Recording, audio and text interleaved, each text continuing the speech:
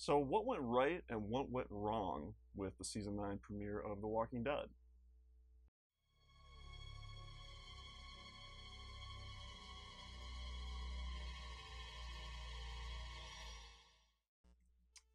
Hey guys, what's going on?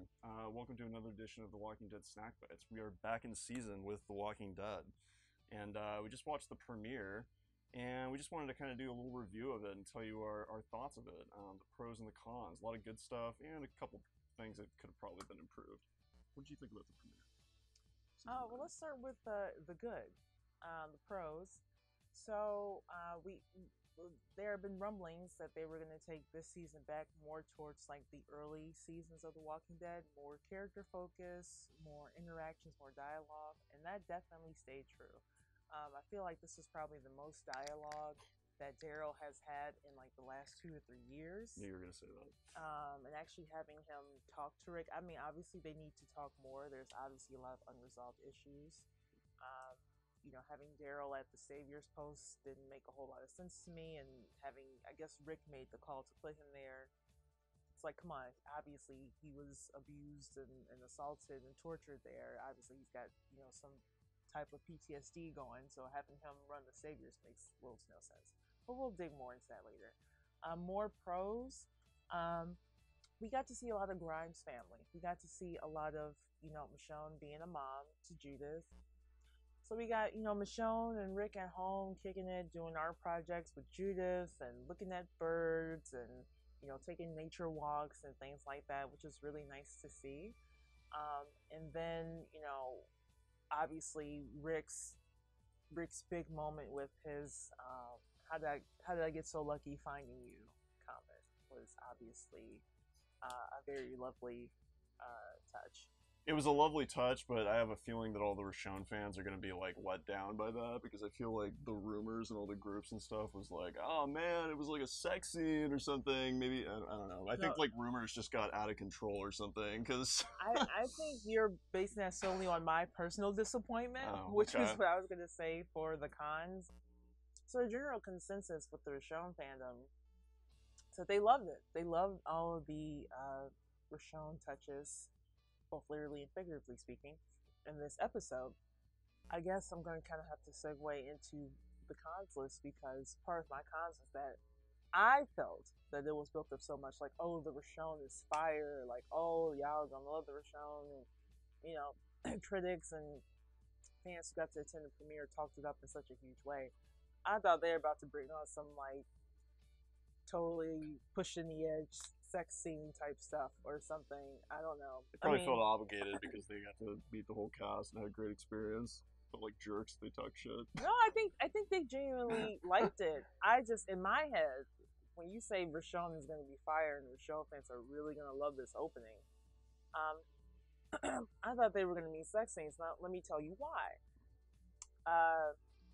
To me, tender moments with Rochon, while I'll never get sick of seeing it, and I think it's something that is, basically, I feel like what they gave us is something that should have always been there in the first place.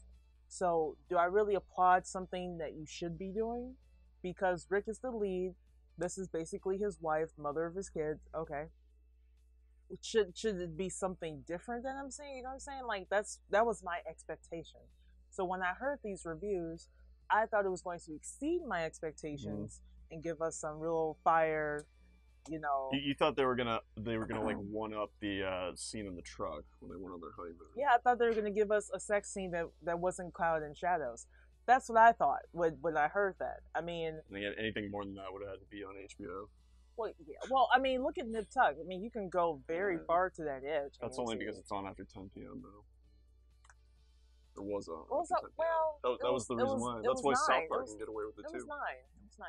You sure? Yeah, which was 8 Eastern. Well, for me, I was not Chicago. It's Silver FX. I don't know. But yeah, so I wasn't disappointed by it. I was a little bit disappointed in a certain way, but not really disappointed. But the short version is that what we saw of Rochon is something that they should have been doing from the beginning. I'm glad Angela Kane really addressed this relationship, although they've been together for a good long while now, and it's been building up to that for even longer. So I know a lot of people didn't see it, but you know. Anyway, other cons. I love the character interactions at the beginning, but the last like 20 minutes or so started focusing on this character who we never met, who we didn't care about, Ken at the hilltop. Ken, who, for all intents and purposes, it sounds like shouldn't have been out there in the first place. Maggie as well, like, come on, you have a baby at home. And if this was the regular world, that's one thing, but this is life or death every time you go out, basically. This is the apocalypse. I would stay home with my kid personally, but whatever. That's just a personal pet peeve. That's not anything technically wrong with the story. But, although I do have a friend who compared her to the new Lori. For that reason. But no, there was like a handful of walkers with maybe 12 to 15 walkers that could have easily and handily been taken out by, first of all, Michonne, who could have taken them out alone, frankly. Then we had Daryl. Then we had Carol. Then we had Rick, Ezekiel, Jesus. We have all of these spiders. Instead of rushing with this wagon, they should have just like, okay, you keep watch. We're going to take out these real quick, you know, and then we'll keep doing what we're doing, right? So that didn't happen. Then we have Ken, I gotta go save the horse because I'm a dumbass. Instead of killing the one walker and focusing on making sure the horse didn't get bit, he could have just killed the one walker and then set the horse free, which would have made a lot more sense. The other walkers were pretty far away. He literally just had one walker to take out and he didn't do it. He focused on the horse and got his dumbass bit. I mean, but that's, you know, Darwinism for you right there. Oh boy. Then we had Maggie crying over him, but we didn't actually see, at least if I recall correctly, we did not see Maggie interact with Ken at all in this episode until he was dying, which to me lessened the emotional impact. Like, I mean, I knew Ken was going to die as soon as I saw him. It's like, oh man, that guy's going to die. Maybe all three, but definitely that guy. Like, as soon as I saw him, like, you know, when they introduce a new character like that, they're probably going to die in the same episode. It's just how it goes. But we were supposed to have, you know, I think it could have been tweaked a little bit differently. I think it could have been played a little bit differently. Then we get to the hilltop funeral, and you know the mom is bitching about the sanctuary with very valid reasons. However, she also at that same time has a former savior singing a whole fucking song at her son's funeral. So it's a little bit like, well, okay. Yeah, make up your mind. Yeah. And then thirdly, you know, the sanctuary should have been disbanded for a number of reasons, starting with nothing grows there. Like, other than making fuel, which is good to come into work, people really should not be living there. It's not very a habitable environment, right? We've known that, which is why Negan always had supplies coming in. They should have made it like an outpost, like a you know, like a security outpost, not like a place where people actually live. Yeah, well, not even just a security outpost, but it's still good for making factory goods, which is what it should be used for and nothing more. Yeah. It's a toxic wasteland. That's how Gabriel lost his eye, basically. Well, his sight, not his eye. Yeah. But also, it should have been disbanded for political reasons, because you don't want that many people in a huge clump who used to follow one guy, now they need to follow this other guy. It's like, let's break this shit up and make them assimilate. So some of y'all going to Hilltop. Some of y'all going to Alexandria. Some of y'all going to the Kingdom, which needs people and rebuilding any damn way. Yeah, they lost like all their people last season. Let them go there and work and get their hands dirty and rebuild a place, and then that will make them feel like, you know, that'll make them, give them some type of pride or something. And they haven't done that, so I don't think it was a wise move to keep Sanctuary standing as is. My final pet peeve is that Maggie had Daryl hit the horse to kill Gregory. And I feel like if she was going to make a point about her making a call and making action, I just don't think it was fair making Daryl the hangman.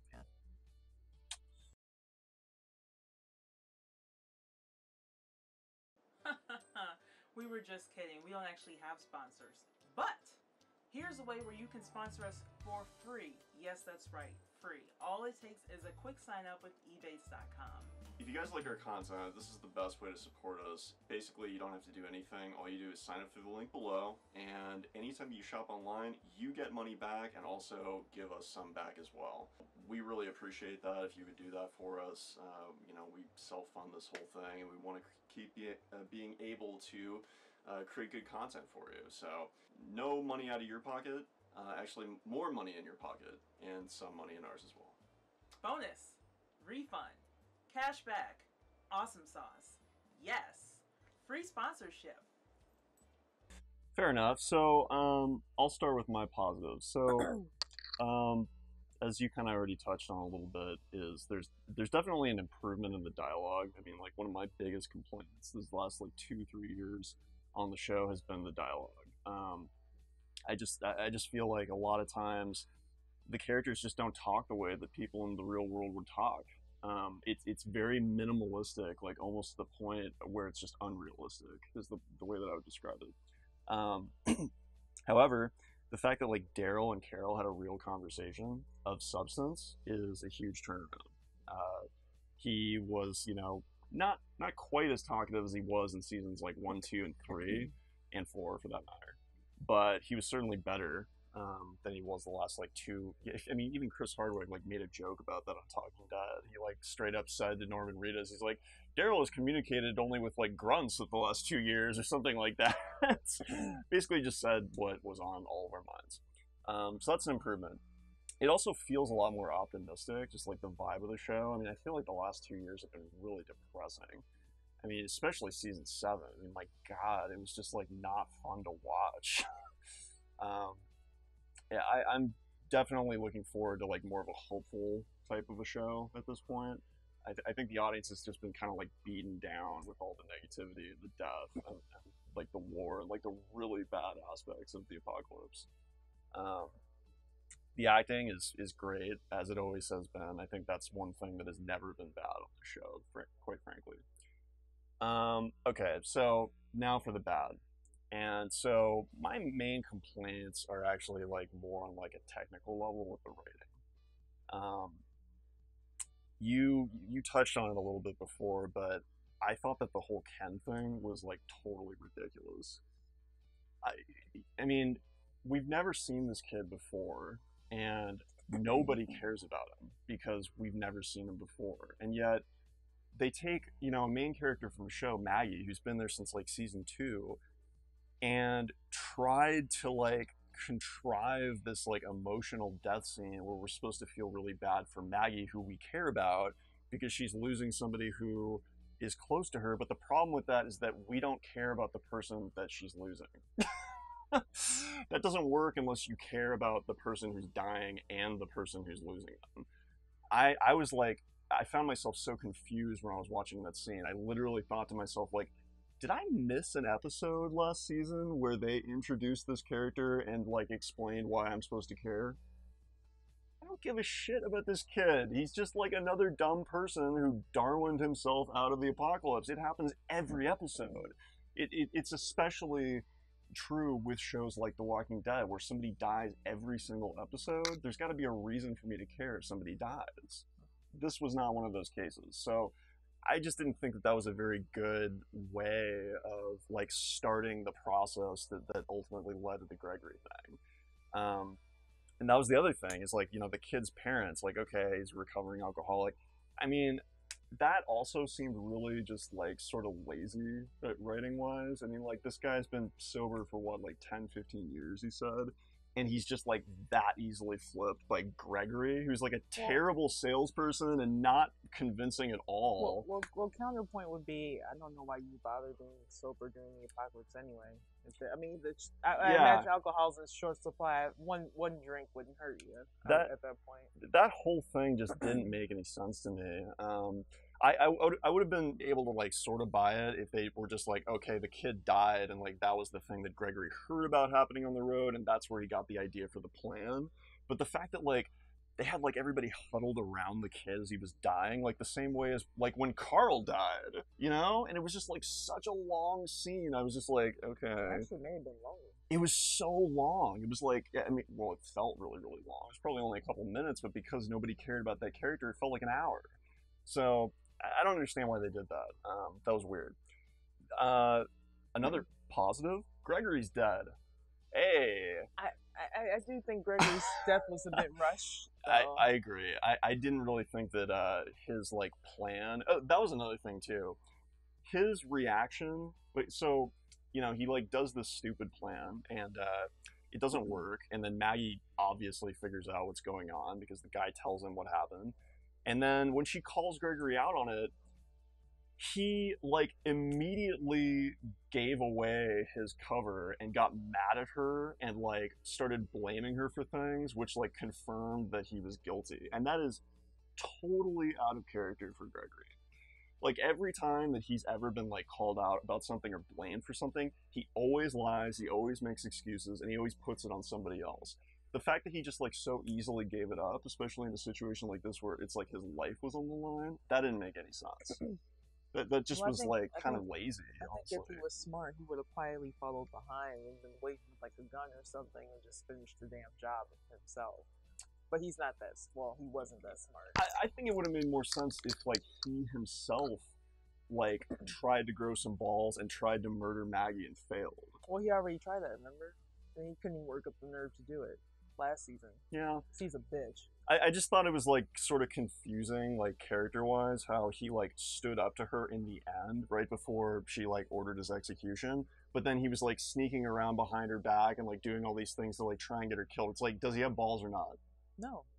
Inconsistencies. So that's like my main, you know, gripes about it. I hope those types of things are going to sort of like go away as like Angela Kang sort of leads the show into the next era, whatever it may be. Overall, it seems way better than last season, and definitely way better than season 7. So happy about what we're seeing so far, except for the fact that Morgan's not going to say goodbye to Rick before he. We don't know that. We don't know. That's another video. It didn't happen. It don't happen until it happens. So. Yeah. Anything else? Yeah. If you guys missed our live reactions, please check us out on Facebook where we watch the episodes live on Sundays because YouTube doesn't want us to do that anymore. If you guys like our content, make sure to subscribe on YouTube. Also like the Facebook page. Leave a comment below. Let us know what you think about this video. Let us know what you think about the season 9 premiere of The Walking Dead and what you think is going to happen this season on the show. Please share this video also if you liked it. Also follow us at all of our social channels below and check out the blog. Links to all of that will be in the description box. Thank you guys so much for watching as always, and we'll talk to you next time. Bye-bye.